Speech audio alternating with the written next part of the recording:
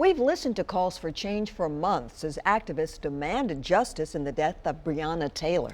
Instead, today, a Kentucky grand jury brought no charges against Louisville police in her death.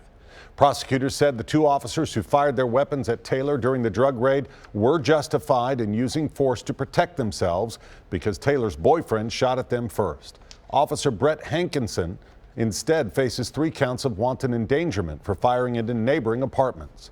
Protesters started marching in Louisville as soon as the decision was announced. And News Channel 5's Levi Ismail joins us live at the public library where local activists are frustrated the grand jury didn't do more. Well, right here alongside Gallatin Avenue, you can see the folks behind me. These are members of the People's Plaza. They're starting here and they will be making their way down to Legislative Plaza. Many of them have been protesting for months, saying that we need justice for Breonna Taylor, waiting on this day, and they're still demanding the same thing. Out of 3 Louisville officers was charged with a crime in this case, but none of those charges were tied directly to Taylor's death. Activists say that does little to bring any justice to Taylor's family, who lost their daughter that night after officers broke down the door to Taylor's apartment back in March. They were acting on a warrant that we learned is still under investigation at this time.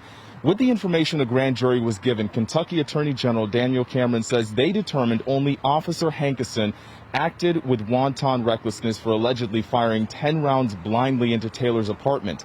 The charge of wanton endangerment may be unfamiliar to most, but I talked with members of the People's Plaza who say some of their members face the same charge for throwing water bottles at troopers on Tennessee Capitol steps. When you compare throwing a water bottle at someone to a woman being killed in her own home, it's just a very hurtful dichotomy. Now, Janelle and other members of the People's Plaza made the trip out to Louisville, and some of these same folks are going to be heading out toward Legislative Plaza with a number of other groups who will be joining them out there. And Janelle says that the focus of tonight is to keep things as peaceful as possible, not only here, but in Louisville as well. Reporting live, Levi Ismail, News Channel 5.